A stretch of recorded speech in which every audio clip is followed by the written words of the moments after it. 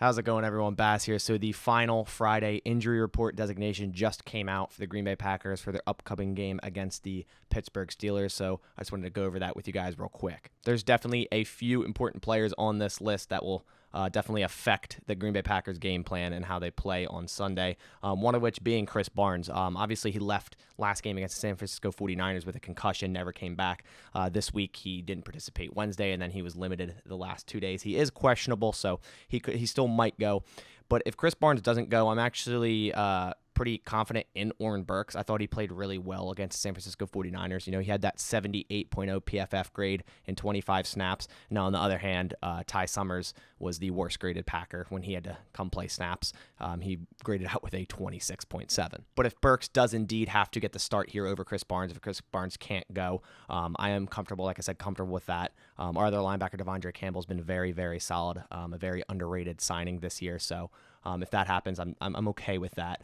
Next up on the list, we have A.J. Dillon, limited Thursday and Friday with a back injury. Matt LaFleur did say A.J. Dillon is ready to go, so nothing to worry there. His designation is he doesn't even have one. So next up on the list, we have Jack Heflin. He wasn't hurt until, it seems, Friday with a limited participation with an ankle injury, and he is questionable. Now, Jack Heflin hasn't really been active many games. I think he was only active last week against San Francisco because we were kind of short on players. But the two other games, he wasn't even active, so nothing much to see there. And the first real big one, just like last week, Elton Jenkins is doubtful. So Elton Jenkins still hasn't practiced all week with that lingering ankle issue. Josh Nijman will be the starter again at left tackle. I doubt Elton Jenkins is going to go in this game. Another tough task for Josh Nijman. I mean, the Packers game planned excellent against the 49ers for eliminating their pass rush, only allowing one sack. Outside that first drive, they really gave a lot of help to Josh Nijman and pretty much eliminated Nick Bosa. He didn't get a single sack. I don't believe he got a single pressure either. Yeah, Josh Nijman didn't give up a single pressure. Billy Turner didn't give up a single pressure. Bob Tunyon put Nick Bosa on his ass one of the plays. Awesome to see that. I'm hoping they do the same thing now because he has another tough task with TJ Watt. Aaron Jones is also on this list. He was limited all week with that ankle injury. He looked a little gimpy late last game against the 49ers. Definitely something to monitor, even though he's not on the he doesn't have a designation.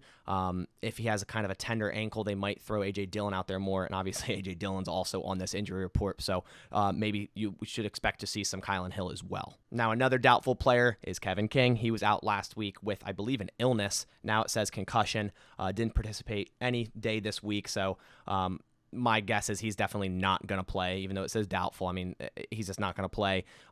So Eric Stokes is going to be the outside starting corner again. And even if Kevin King were to play, I think Eric Stokes kind of took that job, regardless if Kevin King is playing or not. And Vernon Scott is also questionable on this list after missing last week with a hamstring injury. He's been a limited participant all week.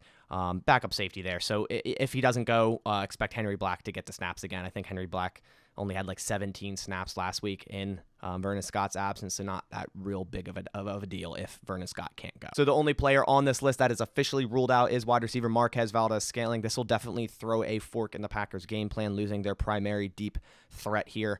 He has a hamstring injury, didn't participate any day this week. A hamstring injury is something you definitely do not want to rush out, so it's definitely good on them sitting him if he's not ready to go. If he's not 100%, no point to do it because he'll stick with a hamstring injury all year if they rush it out. So in this game, definitely look for players like Malik Taylor and Amari Rodgers to get more snaps. Both of them only had 2 snaps each last week against the 49ers. Definitely expect them to get way more snaps now because the Packers are going to be having to put guys out there that they normally wouldn't with MVS being out. I would also look for Randall Cobb to be incorporated a little bit more. As I said in my reaction video to the 49ers game, kind of underimpressed with Randall Cobb. He hasn't really done much. Matt LaFleur hasn't really put him in the game plan a crazy amount. He's been out there, but has been getting half the snaps that MVS and Lazard have been getting, which, Randall Cobb is a former shell of himself, but with MVS being out this week, I do believe Randall Cobb will definitely get more targets. And then on the Pittsburgh Steelers side of things, going over their list really quickly, Chase Claypool is questionable with a hamstring injury. And as I said with MVS, hamstring injuries can flare up really easily. So definitely something to monitor there. They might be without Chase Claypool, or if he does go, he might have to leave early if that hamstring flares up.